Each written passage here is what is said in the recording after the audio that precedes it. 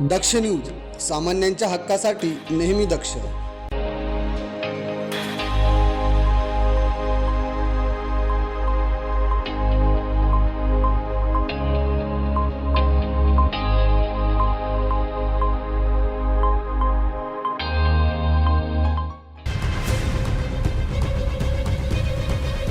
नाशिकमधील प्रभाग क्रमांक 31 मधून समोर येत आहे एक संतापजनक आणि हृदय पिळवटून टाकणारं वास्तव. बस झालं आता, सहनही होत नाही आणि सांगताही येत नाही, अशा शब्दात इथले नागरिक आपली वेदना व्यक्त करत आहेत. पोद्दार स्कूल समोरील जुनी पोलीस कॉलनी परिसरात मूलभूत सुविधांची अवस्था अत्यंत बिकट झाली. रस्त्यांची दयनीय अवस्था, तुंबलेली गटारे आणि पावसाळ्यात साचणारे पाणी यामुळे नागरिकांचे जगणे अक्षरशः असह्य झाले. पाणी पुरवठ्याचा प्रश्न तर अधिकच गंभीर. अनियमित आणि अपुरा पाणी पुरवठा, अनेक ठिकाणी पाण्याच्या लाईनच नाहीत. टँकरवर अवलंबून राहावं लागतंय, तरी पाण्याची तीव्र टंचाई कायम आहे. रात्रीच्या वेळी स्ट्रीट लाईट नसल्यामुळे अंधाराचं साम्राज्य आणि त्यातच वाढत चाललेली चोरीची प्रकरणं. नागरिकांच्या सुरक्षेचाही प्रश्न निर्माण झालाय. स्वच्छतेच्या बाबतीत परिस्थिती आणखीन चिंताजनक झाली. कचऱ्याचे ढीग, दुर्गंधी आणि त्यामुळे निर्माण होणारे आरोग्याचे प्रश्न. प्रशासन मात्र याकडे पूर्णपणे दुर्लक्ष करत असल्याचा आरोप स्थानिक नागरिक करत आहेत. विशेष म्हणजे या प्रभागात 4 नगरसेवक असूनही 2 भाजप आणि 2 शिंदे गटाचे अद्याप एकही ठोस काम सुरू झाल्याचं दिसत नाही.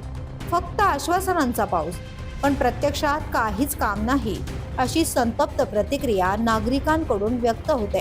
एका बाजूला नाशिकमध्ये कुंभमेळ्याच्या कामांना वेग आला आहे, नवीन रस्ते तयार होत आहेत, आणि दुसऱ्या बाजूला प्रभाग क्रमांक 31 मध्ये अजूनही रस्तेच नाहीत. हीच सर्वात मोठी शोकांतिका आहे. आम्ही काय चूक केली आहे, असा सवाल नागरिक करत आहेत.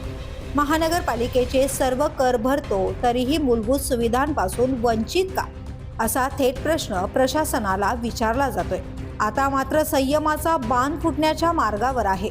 नागरिकांनी स्पष्ट इशारा दिलाय की जर प्रशासनाने तातडीने कारवाई केली नाही तर आंदोलनाचा मार्ग स्वीकारला जाईल आणि महानगरपालिकेचे कामकाज बंद पाडण्यासही नागरिक मागे पुढे पाहणार नाहीत. महापौर आणि उपमहापौरांनी तात्काळ लक्ष घालावं, अशी आर्त मागणी नागरिक करत आहेत. कारण हा प्रश्न फक्त सुविधांचा नाही तर जगण्याचा आहे. नाशिकमधील प्रभाग क्रमांक 31 प्रशासन जागं होणार का, की नागरिकांना रस्त्यावर उतरावंच लागणार, असा सवाल आता उपस्थित होतोय.